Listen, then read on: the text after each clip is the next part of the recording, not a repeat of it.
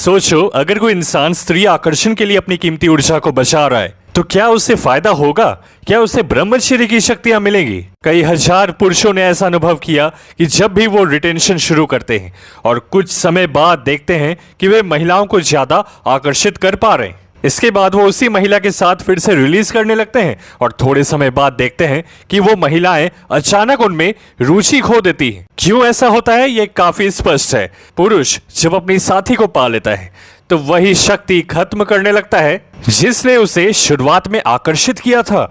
जैसे ही आप उसे मजे के लिए खत्म कर देते हैं, वो आपके पक्ष में काम करना बंद कर देता है। जो व्यक्ति एनर्जी को रिटेन करता है वो अपनी ऊर्जा और शरीर के वाइटल पदार्थों को बचाकर रखता है और इसलिए उसके अंदर जीवन बनाने वाली शक्ति ज्यादा होती है। वो उस व्यक्ति से कई गुना ज्यादा फर्टाइल होता है जो दिन में कई बार गलत काम करता है जिसमें इन चीजों की कमी होती है। और फर्टिलिटी आकर्षण का सबकॉन्शियस संकेत होता है, जैसे कि फर्टिलिटी की कमी आकर्षण की कमी का संकेत होती है। चूहों पर किए गए अध्ययनों में पाया गया कि जो चूहे अपने प्रजनन तंत्र और ऊर्जा को सुरक्षित रखते थे वे ज्यादा आकर्षक पाए गए। वहीं जिन चूहों में किसी इंटरफेरेंस के कारण ये धातु नहीं बन पा रहे थे वे कम आकर्षक पाए गए। ऐसा ही हम घोड़ों में भी देखते हैं, जहां स्टैलियन गेल्डिंग से ज्यादा आकर्षक संकेत देता है और बुल ऑक्स से ज्यादा आकर्षक होता है, चाहे ये ज्यादा धातु के कारण हो या ज्यादा टेस्टोस्टेरोन के कारण।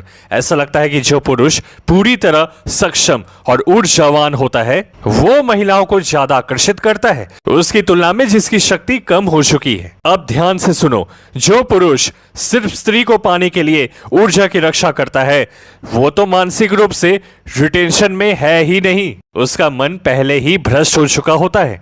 एक कामुक व्यक्ति के मन में शुद्ध विचार नहीं होते, उसकी प्रायोरिटीज और वैल्यूज सिर्फ सुख पाने पर आधारित होती है और इससे उसका चरित्र ही कमजोर हो जाता है, उसकी अच्छी खूबियां कम हो जाती हैं। अक्सर ऐसा होता है कि सिर्फ ऊर्जा को रोकने वाले लोग मन से संयम का पालन नहीं करते।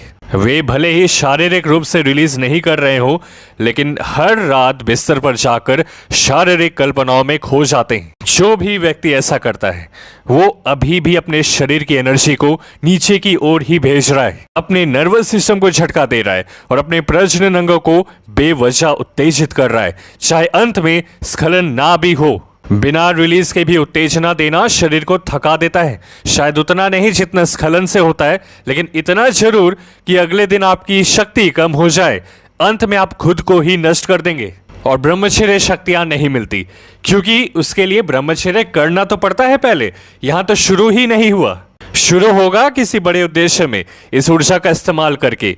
शक्ति कला, संगीत, कविता, नृत्य, सजावट, photography, book writing, body building, community की हेल्प, म्यूजिक क्रिएशन, अंदर आत्मा के कोर तक ये शक्ति पहुंचनी चाहिए, तब महान शक्तियां मिलती हैं और महान कार्य का जन्म होता है। तो दोस्त, वीडियो को लाइक करके कमेंट में बताएं आज आपने ब्रह्मचर्य ऊर्जा का यूज कैसे किया।